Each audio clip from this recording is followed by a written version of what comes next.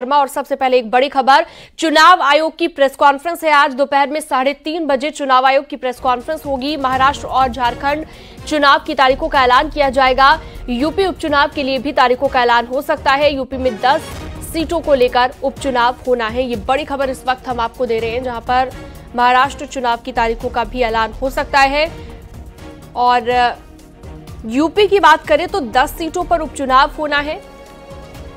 उससे पहले चुनाव आयोग की प्रेस कॉन्फ्रेंस दोपहर 3:30 बजे, जो काफी महत्वपूर्ण मानी जा रही है और माना जा रहा है कि आज चुनाव की तारीखों का ऐलान 3:30 बजे कर दिया जाएगा चुनाव आयोग की ओर से। विनीत फोन लाइन पर जुड़ गए ज्यादा जानकारी के साथ। विनीत, 3:30 बजे प्रेस कॉन्फ्रेंस इलेक्शन कमीशन की और माना जा रहा है कि चुनाव की तारीखों का ऐलान कर दिया जाएगा। जी, निश्चित तौर पर हम जैसा कि उम्मीद करते हैं कि आज इलेक्शन कमीशन जब प्रेस कॉन्फ्रेंस करेगा उसके बाद चुनाव की जो तारीखों की घोषणा जो है वो कर दी जाएगी।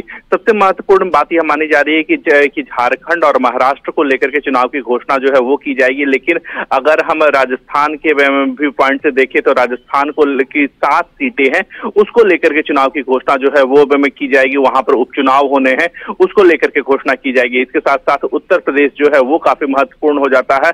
वहां पर भी विधानसभा की 10 सीटें हैं जिसको लेकर के उपचुनाव होने हैं, उनकी तारीखों का ऐलान भी जो है वो किया जाएगा। इसके साथ ही साथ मैं आपको बताना चाहूंगा कि वायनाड एक ऐसा सीट है जहां पर भी तारीखों की ऐलान जो है वो की जा सकती है। राहुल गांधी ने जो 2 जगह से वो चुनाव जीते थे, रायबरेली से जीते थे और इसके साथ ही साथ वो वायनाड से चुनाव जीते थे, तो इसको लेकर के भी तारीखों की ऐलान जो है वो की जा सकती है। तो खासा महत्वपूर्ण ऐलान जो है वो किया जा सकता है। अगर हम झारखंड के चुनाव की बात करें तो वहां पर जो है वो 2 से 3 चरण में जो है वो झारखंड के चुनाव जो है वो किए जा सकते हैं। इसके साथ ही साथ इसी तरह की स्थिति जो है हम महाराष्ट्र में भी देख सकते हैं। वहां पर भी लगभग 3 से 4 चरण में जो है वहां पर चुनाव किए जा सकते हैं। और अगर हम उपचुनावों की बात करें, चाहे वो राजस्थान के उपचुनाव की बात करें, तो वो अब एक ही चरण में जो है वहां पर राजस्थान में उपचुनाव की जो घोषणा की जो उपचुनाव जो है वो एक ही चरण में हो जाएंगे।